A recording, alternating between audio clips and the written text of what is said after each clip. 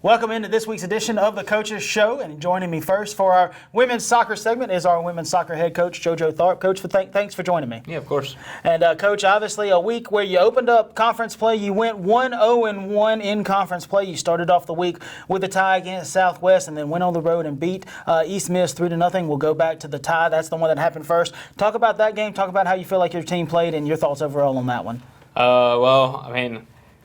First half was a bit of a struggle, but I was proud of the girls of how we bounced back at halftime. We were down 1-0 at halftime, came back, made it 1-1. Had a couple of things that could have gone our way, but just didn't. But overall, much better second half. Pretty bad first half. So.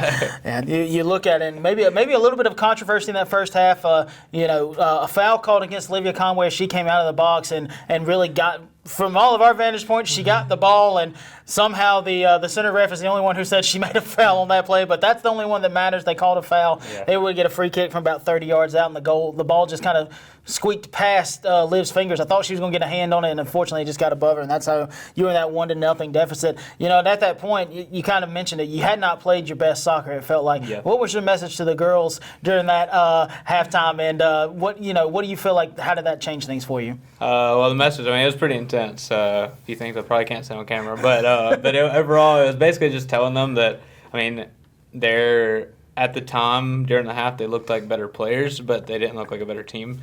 Southwest was outplaying us as a whole, as a group, and that was mainly the message, just trying to get the girls to realize that they are a good enough team to compete with everybody in this league, and to mainly at that time to beat Southwest. So came out the first half and got an early goal, I know, but so the halftime speech obviously worked, but it was mostly about, just like I said, about them being the better team. They need to be a better team than they were playing like. And you mentioned it in the 50th minute. Maddie Logan scored at that time. What was her third goal in the last three matches? Got a header off a free kick off a corner kick from Jessa Brontes, and that's how you tied it up. And really, that kind of seized all the momentum for your bunch. Unfortunately, you just couldn't find another goal to go past. Yeah. You had way more scoring opportunities they had. I think you and I talked about it. That might be, if you go back and watch that second half, that might be the best half of soccer that Maddie Logan has played in her career here for Co-Lin, but you look at it, and your thoughts overall on how Liv played as well too. She gave up that one goal. She had 6 saves, and but I still think she did a great job, because I don't know that any goalie could have stopped the shot that she gave up. Yeah. No, Liv had a really good game, and she's our number one for a reason. You could obviously tell. There were a couple of chances, just trying to think back on it, that Liv made a difference on. A couple of them were easy chances. I think they had like 6 shots or something like that, or 7 shots, and Liv saved 6 of them. I think is how it fell down. So, but I think 3 of those 7 were actually really, really good opportunities for them, and Liv came up big on a couple of them. So, and then you skip forward to this past Friday. You go on the road. First road test in conference play. It's against the Lady Lions. This is a team that last year the Lady Wolves kind of struggled against, kind of just let them hang around, those kind of things. This time, there was kind of no doubt. You scored a couple of quick goals, but your thoughts overall on going on the road and getting a 3-0 win? Yeah, overall, I think I was telling all the girls, just from the warm-up, we looked like we were really ready to put the ball in the back of the net when we were in front of goal, and that's been our biggest issue all year. So when I saw that in the warm-up, it really got me amped up and ready to go.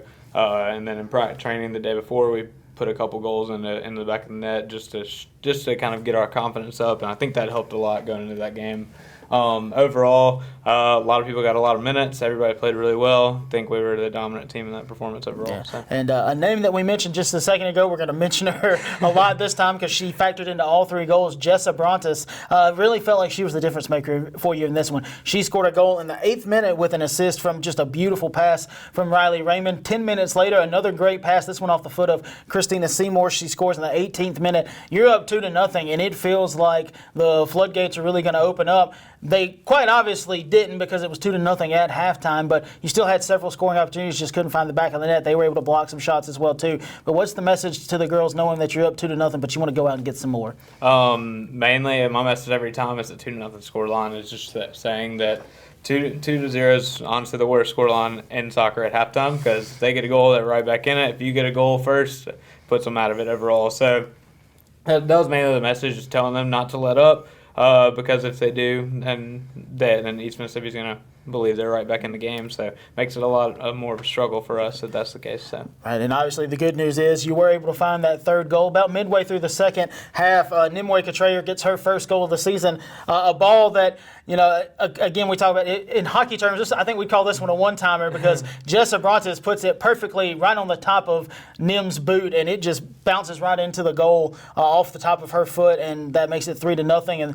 And at that point, it kind of felt like it was from then on out. I think you only allowed maybe one shot on goal in the second half, so your defense played really well too. Even though, as you mentioned, that you were subbing in and out quite a bit, you had some players who don't normally get to play a lot, but they played really well for you. Yeah, for sure. Overall, I think defensively we did really well. I think just in the game as a whole, we really controlled it.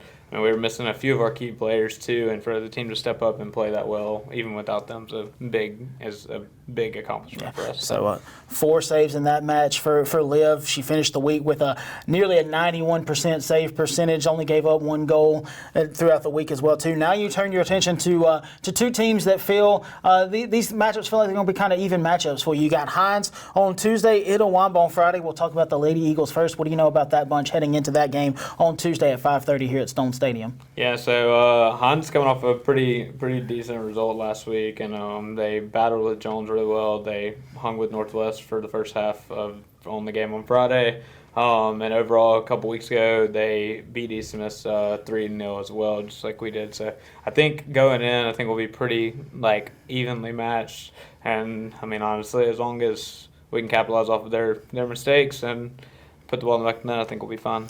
So, and then obviously you'll turn around on Friday. You got a long trip on that one. I know you said you are leaving probably about 7:45 in the morning. It's about a 4-hour trip. That's why such an early leave time. You're going to play up at Fulton against Itawamba, 2 p.m. kickoff there. What do we know about the Lady Indians as we head into that matchup? Yeah, as a whole, I'm still looking into them a little bit, but they had a really good result. They tied Jones 0-0 last week, which Jones is a really good team again this year. I think overall, again, I think Itawamba is going to be pretty on par with us and Hans as a whole, just from what I've seen, scoreline-wise and film-wise. So lots of fun things to look forward to. A couple of really good matchups, really key matchups for the Lady Wolves. You got 4 points last week. Anytime you walk away with 4 points in a week, it's a good week, especially in soccer. That puts you in pretty good position for playoffs as well when we talk about postseason here in just a little while. So, Coach, thanks for joining me. We look forward to talking to you next week. Hopefully a couple of pair of wins for the Lady Wolves is what we'll be talking about. So don't forget, Lady Wolves will host Hines on Tuesday at 5:30 in Stone Stadium, kickoff there, and go to Itawamba, 2 p.m. kickoff. If you can't make it for those, we'll give you the streaming information as always. Coming off a tie against Southwest and a win against East Mississippi, 4 points for the Lady Wolves in a week. It's a good week for Lady Wolves soccer. Coming up after the break, men's soccer and football after this.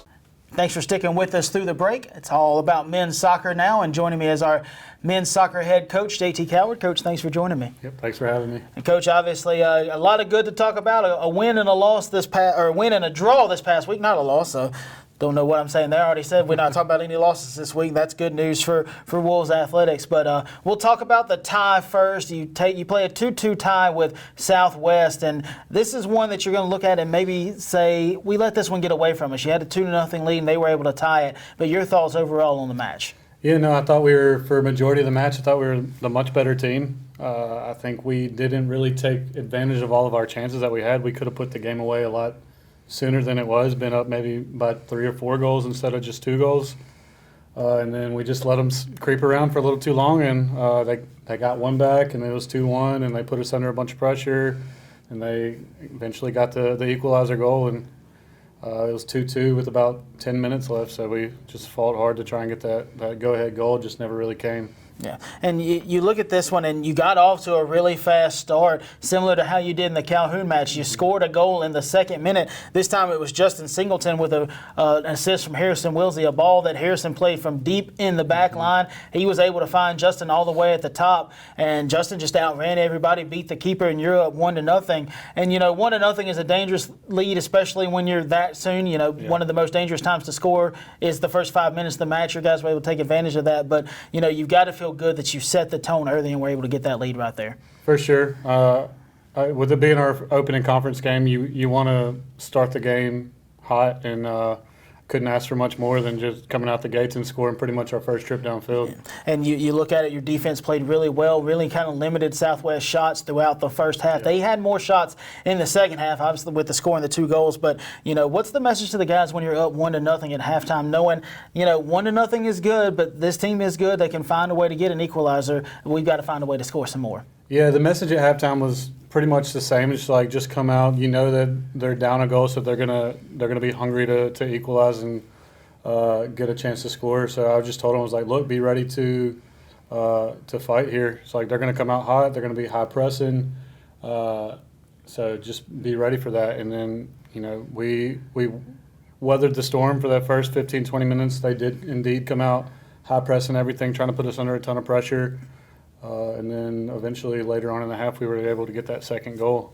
And we talk about that second goal. I don't know if you'll find a much better shot in all the conference than the one that Hudson got here. I think you and I have talked about it. I think the crazy thing about it is he froze everybody, and the ball stayed on the ground. Most of the time when you see everybody freeze, it's because of a ball going through the air. This one, if it got half an inch off of the turf, I would be shocked. A ball that just came to him right outside of the top of the half circle, top of the D, and he just ripped it. And I jokingly say with you, I think the Southwest goalie is still looking for that shot, because I don't think I've ever seen a goalie just freeze like that and then turn and go, oh, it's behind me. Yeah. Just an unbelievable shot by Hudson. Yeah, the ball bounced perfectly to him at the top of the box, and he just reared back and smashed it with his laces. And like you said, it went firing through a crowd of people, and I don't think the goalkeeper ever even got a chance to see it. Unfortunately for Southwest, their first goal was kind of very similar to that. It took a little deflection off of the back of Braden Bridges' boot, and I don't think any of our guys realized that it went right back to the guy who shot it, and he was able to get a goal as well, too. And then his second one, same guy who scored that one, just got a one-on-one with Jimmy. Unfortunately, I believe he beat Lucas Tyler before all that, or beat one of our defenders. Don't want to single out any one of them, but beat one of the defenders, and then got a one-on-one with Jimmy and just made a little bit better move than what Jimmy could anticipate. Unfortunately, that's how he got the second goal. But, I think you still give a lot of credit to Jimmy. He played really well, had a really world-class save earlier in the match before that, saved 3 out of the 5 shots that he faced. But, it was a solid match. You would just like, that about 11 to 12 minute span where they scored those 2 goals, you wish you were just a little bit better. Yeah, and I preached to the boys after the game, and we've said it before, that in this league, it's such a competitive league that you have to put in a full 90-minute shift. We were really good for about 65 minutes, and then we kind of took our foot off the gas. And just that last 25 minutes, they were able to capitalize on us slacking off a little bit. So after the game, the message was just you got to compete for full 90. You can't switch off in this league, or teams are going to punish you. Right. And so you go ahead to Friday, you look at this one. This was a 1-0 win for your bunch, a goal that kind of came midway through the first half, and your guys were able to play some very solid defense. There were not a lot of shots on goal between the two teams. I think you had about 9 between the two. Jimmy got the better of the deal. He had 6 saves. He had probably one of the best saves I think I've seen him make in 2 years here at Co-Lin. But your thoughts on going on the road and being able to get a big win on the road? Yeah, so going on the road in this league is never an easy task, especially if you're having to drive, 2 or 3 hours on a bus, step off the bus, and then sit and watch the girls play. And it's just a lot of time just sitting and not doing much. I would love to just be able to show up and play immediately, but no, getting wins on the road are never hard, and regardless of the opponent or the record, every team in our league is going to give you a battle for 90 minutes. So, yeah, it was good to get that first half goal against East Miss and have a lead going into half. And you look at this one. This goal was a pairing, a couple of guys that we haven't really talked a lot about. Eric Martinez fired off a shot, off an assist from Finley Sugg. Finley is a guy that we haven't talked much about. He's one of your sophomore returners. Hasn't played up until this week. I know he had a little bit of a nagging injury. Yeah. You knew you were getting him back for conference play, and he's worked a little bit like a super sub for you. He was really good against Southwest. I told him after the match, I said, hey, for it being your first match, you look like you've been playing all year so far, which I know he's been practicing with the team, so that helps. But, in this one, it kind of felt like you brought him off the bench, and I think within 2 minutes, he made this assist. It was some kind of instant offense. It kind of helped pick the guys up a little bit. Your thoughts on that goal and how good it was to see those two maybe find that connection? Eric getting his first goal of the year, Finley getting his first assist, and really it's his first meaningful anything in just his second game. Yeah, it was really nice seeing Finley come off the bench and get that assist. I think it was the second time he touched the ball as soon as he came on. The first time, it was almost identical. He cut in on his left foot and tried to get a shot off. It was blocked. And then maybe 30 seconds later, the same thing. Got the ball, cut in on his left, laid Eric off in the middle, and then Eric put a beautiful strike on target from about 30 yards out, past the keeper. So, yeah, I was very, very happy to have Finley back in action. And like we said, that one was the 26th minute, and clearly you played some really strong defense. I don't think either team really had a lot of solid shots on goal throughout the second half. If they did, it felt like Co-Lin kind of had the better opportunities. Unfortunately, there were several block shots in this one. I think the totals, you and I talked about it after the match, I think our guys had 16 shots, and maybe only 5 of them were on goal. But I'd be willing to bet 5, 6, 7, maybe even 8 other shots were blocked by guys. Unfortunately, those don't count on shots as shots on goal in this sport. But maybe if you want to look at it, maybe 13 shots on goal, but with all those blocks and those kind of things. Yeah. But so you had opportunities. Unfortunately, a lot of them just found bodies that blocked the goal for you. Yeah, I mean, I felt like we were getting into some really good areas. You got to give props to East Miss. They defended pretty well. So, yeah, they were putting bodies in the right spot at the right time, putting a good effort in to block all of our shots on target. So, got to give them props. Yeah. And shout out to Lucas and Ethan and all the boys on defense. They played, the Lions offense really forced them to step up their game, it felt like, and the guys were up to the task as well, too. Yep. So you look ahead, you've got the same 2 opponents that the girls have. We talked with Coach Tharp about them. You got the Hines Eagles, the nationally ranked Eagles, as of last week. Don't know if the rankings have changed yet. I don't know that they've released just yet, but they were number 10 last week. You got to anticipate they'll probably still be ranked when they come into Weston. 7:30 kickoff there. What do we know about the Eagles heading into that one? Yeah, like you said, they're right now they're in the national rankings. I'm not sure. I think they're somewhere around top 15. But they're returning pretty much their entire starting 11 that they had last year. So the team we're very familiar with who they are. It's a really good group. Bunch of guys who've been playing together for a long time together. That entire recruiting class, who are all sophomores now, they're all played club soccer together. So it's a good group. They've played with each other for a while. So I expect it to be a really tough game. Yeah, a group that might even have a little bit of revenge on their heads or on their minds, as they came into Weston last year, came into Stone Stadium, and the Wolves handed them a loss in that one. But then you turned around and on Friday you'll go to Itawamba. You hop on a bus with the girls.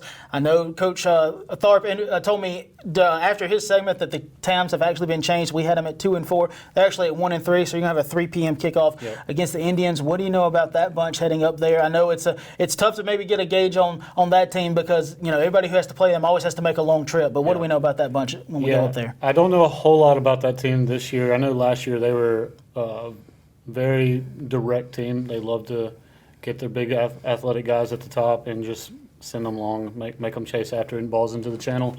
I know they've got a couple of good internationals that they signed who were freshmen this year. A couple guys from Denmark who are solid forwards for them.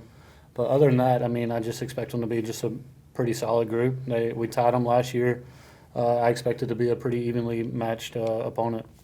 So, same situation the girls are coming off of. You got 4 points this week. Anytime you get points in both matches, it's a good week. That puts you in a good standing for the playoffs. So lots of good things coming up for the Wolves.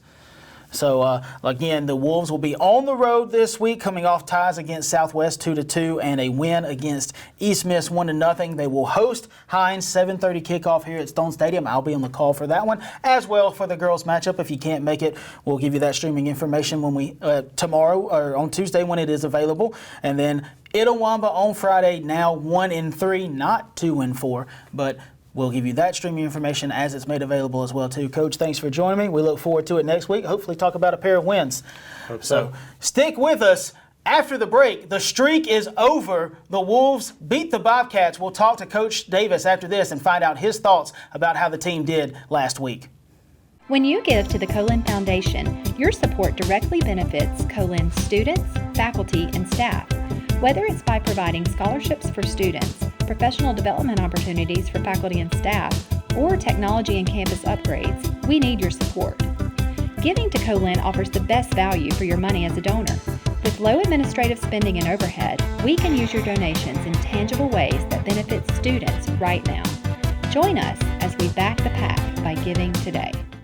Thanks for sticking with us through the break and into our final segment. Joining me now is our head football coach, Micah Davis. Coach, thanks for joining me. Thank you. And Coach, obviously, we get to celebrate a little bit. We get to talk about something that the Wolves haven't done in 9 seasons, going all the way back to 2016 when you got a 27-22 win over them. But you beat Jones this past Thursday, 31-20. Your thoughts on overall how the guys performed and how good it felt to break kind of a 9-year streak? There were only about 7 games played in those 9 years. COVID got one, and but this was the ninth season since that had happened. But your thoughts overall on all of that? Yeah, our guys played really well. They responded really well after the loss to Hines. I was excited about it all week during practice. I thought they practiced hard, and it carried over to the game. So they played a really good game.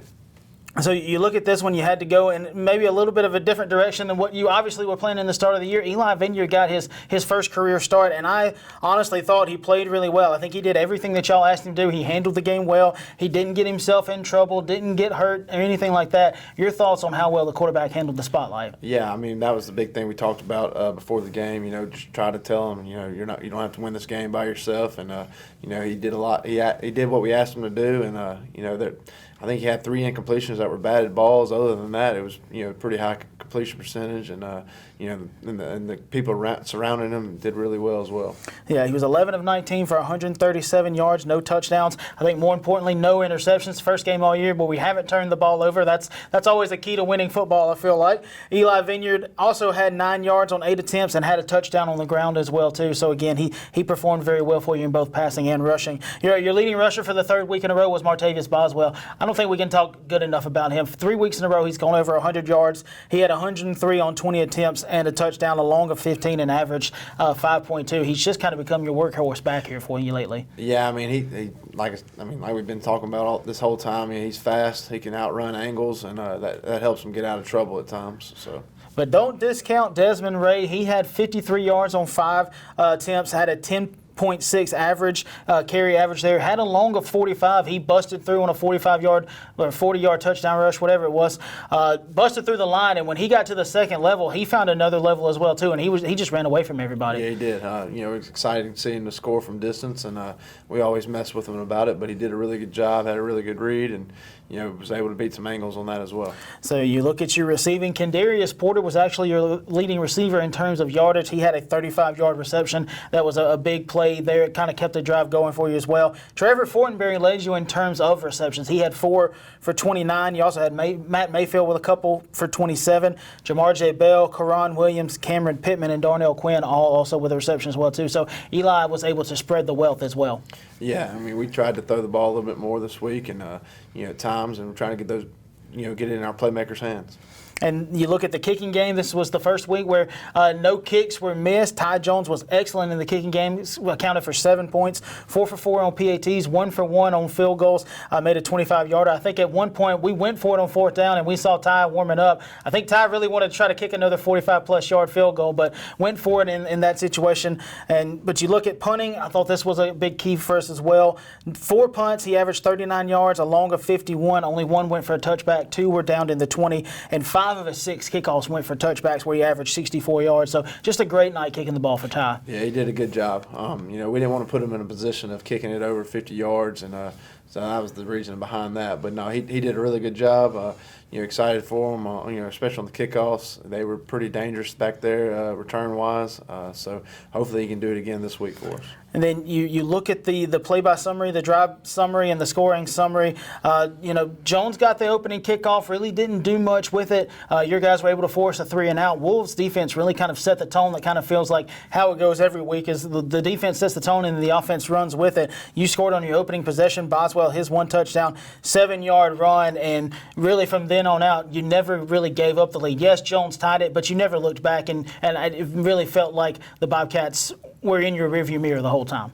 Yeah, I mean, that defensively, they've done a really good job all year. They did a good job first of the game, got us the ball back. Big thing for us on offense, it was 1st and 20 after the first play, and we converted a long, a big 3rd down there, and we're able to go down the field and make it 7-0. But yeah, it was exciting. It was good seeing those guys respond. So, it was a good deal. Don't want to discount what the Bobcats did. Like we mentioned, that they did tie the game on a 45-yard pass, but then the defense stepped up and really kind of gained all that momentum back. They had pretty much stopped the Bobcats offense for a while. Bobcats were trying to really, establish the run and those kind of things. They really couldn't do it against the defense. But the big play that really swung the momentum was this 47-yard fumble recovery by Doug Nelson. I believe it was Centario Willis that forced the fumble. Not 100% sure on that. We've had to go back and look at it. Still haven't been able to figure that one out. But yet it was Doug who recovered it. He picked it up and ran away from everybody. And that really felt like it swung all the momentum our way. Yeah, I mean, Doug was in the right spot at the right time and was able to pick it up and catch it in with the momentum going forward. And that kind of, kept us with the momentum going. And, so again, I think our defense held the Jones to maybe 35 yards rushing, so they did stop the run, and that was a big thing, trying to make the quarterback throw the ball. And you look at it, and it's 14-7 at halftime. That's a lead that it kind of feels a little dangerous. I think as a head coach, it's just a 1-score game. Bobcats can get back into it with one big play. What's your message to the guys at halftime going forward, saying, hey, we've got to get more than just a 1-touchdown lead? Yeah, just execute, be able to execute the plays that are called, and go out there. I mean, as long as they don't score again, we win the game. And but we had to have that 0-0 mentality going in after halftime, and we just had to score more points than they did. The good news is that the guys did continue to score. They did. Your guys came out offensively. You got the opening kickoff. You went on a drive that ate almost 5 minutes off the clock. It was a 10-play, 58-yard drive. This was the 3-yard touchdown run by Eli. And then the next possession as well, too. This was the one where Dez burst through for that 45-yard rush. And you're up 28-7 at this point, and it feels like the game is well within hand after Dez runs away from everybody. Yeah, I mean, it was, but you never know in this league what will happen, so we couldn't really talk about it being there. But no, it felt good. We were a little bit more comfortable, but, we still had to keep going to make sure it didn't have anything crazy happen to us. Yeah. To the Bobcats' credit, they did respond with a touchdown pass, about a 37-yard pass. They missed a PAT, made it 28-13. Right at the start of the fourth quarter, Doug Nelson with the other big momentum swinging play, picked off a pass by Jones deep in their territory, gave you the ball. This resulted in the 25-yard field goal from Ty Jones, made it 31-13 with 9 minutes left, and then Jones went on a really long drive,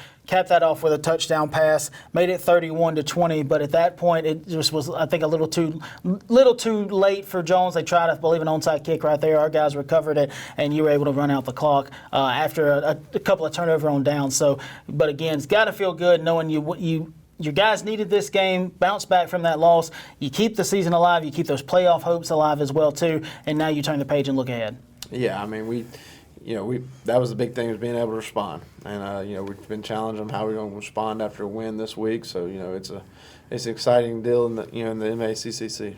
Yeah, a couple of defensive guys that we also want to talk about. We didn't talk about yet. Archie Chambers, the first time we called him, I think it was midway through the second quarter, I looked at Bryce Perry during the game and I said, that's the first time his name has been called. He finishes as your leading tackler. He had 9 tackles on the day. So, a little bit of a slow start, but he found his groove like you expect him to. And then Doug Nelson, we've already talked about his 2 big impact plays, but Doug was also your second leading tackler. He had 8.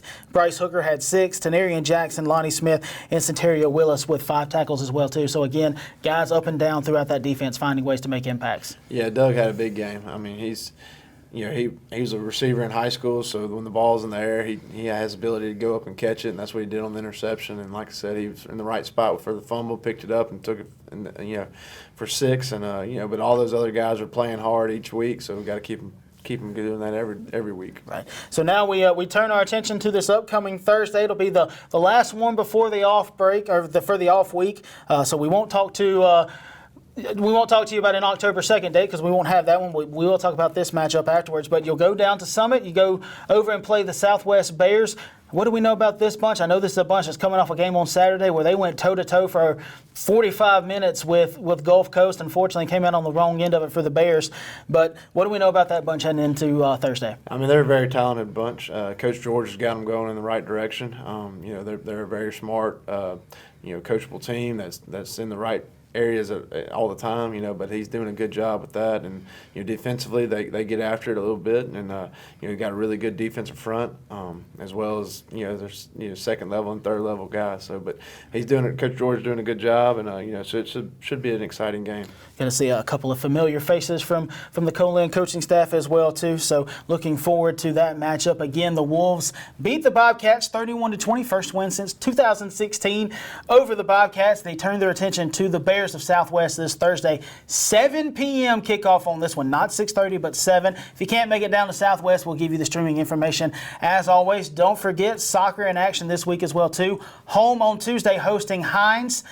On the road on Friday, playing against Itawamba. We have found out those kickoff times have been moved up to 1 and 3, not 2 and 4. We'll make that change for you on our website as soon as we can, but we'll give you the streaming information for those as well too. I'm Kevin Kyzar, Sports Information Coordinator here at Co-Lin. We'll talk to you next week.